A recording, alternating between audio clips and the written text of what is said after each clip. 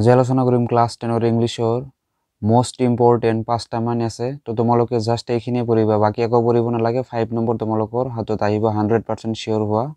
tension ল'ব নালাগে এইকেইটাই আছে তোমালোকে ফলো কৰিবা তোমালোকৰ বহুতে হেল্প হ'ব বুলি মই গ্যাৰান্টি ল'ব পাৰো ঠিক আছে তো তোমালোকে এইখিনি ভালদৰে পঢ়িবা বিলিভ ৰাখিবা তোমালোকে পাবা 101% শিওৰ ঠিক আছে তো প্ৰত্যেকটো আছে তোমালোকে স্ক্ৰিনশ্বট মাৰি লবা আৰু ভালদৰে প্ৰেক্টিস কৰিবা ৰিডিং কৰিবা কমসে কম আৰু বুজাৰ কাৰণে ট্ৰাই কৰিবা ইন্ট্ৰোডাকশন কি লিখিব লাগে আমি কনক্লুজন কোড দিব লাগে গোটেইখিনি কৰি লবা আৰু ভিডিওটো হেকলৈকে চাই থাকিবা তাতে তোমালোকক বোনাস কিছুমান কোৱেশ্চন দিয়া হ'ব জনবিলাকো বহুত ইম্পৰ্টেন্ট হয় তোমালোকৰ ইংলিশ পেপাৰৰ কাৰণে ঠিক আছে তো প্ৰথম জনটো আছে তোমালোকে স্ক্ৰিনশ্বট মাৰি লবা আৰু তাৰ পিছত ষ্টাডি কৰিবা ভালদৰে duties of a student or student life আহিব পাৰে কি লিখিব লাগিব ইন্ট্ৰোডাকশন দিব লাগিব प्राइमरी जोनटू ड्यूटी हेतु लिखिब पारा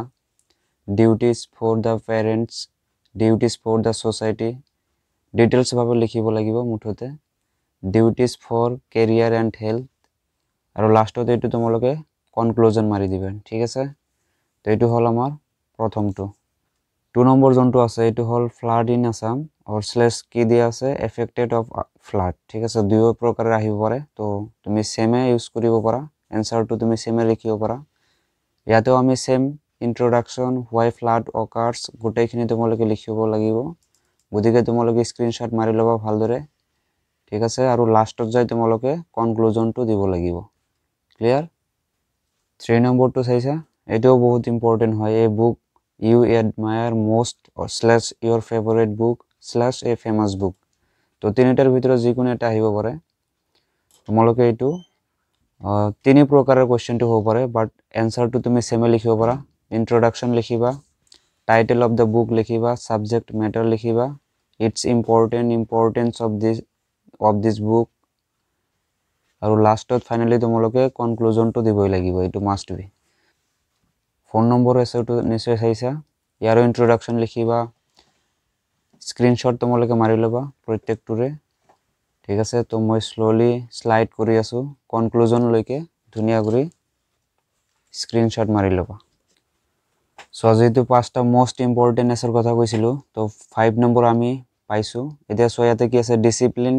students and discipline in student life থাকিব পারে তো आंसर আমার সেমে হবে ইন্ট্রোডাকশন লিখিবা same its important its value in student life its effect on every field তো ফাইনালি তুমি কনক্লুজন দিব পারা ঠিক আছে তো যেহেতু তোমালোকে হেকলৈকে আহি পাইছা গতিকে বোনাস কোৱেশ্চনটো মই দিব খুজিম বোনাস কোৱেশ্চনৰ ভিতৰত তোমালোকে পঢ়িবা এছৰ ভিতৰতে এইকেইটা তো চাবাই তোমালোকে নিউজ পেপাৰটো তোমালোকে চাব পাৰা ঠিক আছে এটো তোমালোকৰ বোনাস কোৱেশ্চন ঠিক আছে বোনাস কোৱেশ্চন মই দি আছো ইয়াতে তোমালোকে কনক্লুজন লৈকে লিখিব লাগিব তো স্ক্ৰিনশ্বট মাৰি লবা ভালদৰে সিমিলাৰলি আৰু এটা কোৱেশ্চন দিয়া হৈছে আছে মানে NSA on the Kaziranga national park এটো বহুত ইম্পৰ্টেন্ট হয় তোমালোকে এবাৰ হলেও ৰিডিং পঢ়ি লবা ঠিক আছে প্ৰ্যাকটিস কৰিবা লিখিবা মুখস্থ নকৰিলে কোনো ধৰণৰ অসুবিধা নাই বাট তোমালোকে ৰিডিংটো কমসে কম তো পঢ়ি লবা তো লাস্ট জনটো আছে এটো সোয়া বহুত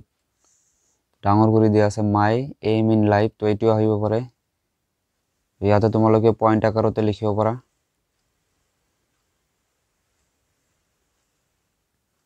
ঠিক আছে আৰু লাস্ট তোমালোকক মই ৰিকুৱেষ্ট কৰিম ফিজিক্যাল এক্সাৰসাইজটো তোমালোকে চাব পাৰা ঠিক আছে তো আজিৰ কাৰণে এখিনি নেক্সট ভিডিওত আমি নেক্সট ইংলিশৰে গ্ৰামাৰ সেকশন খিনি চাম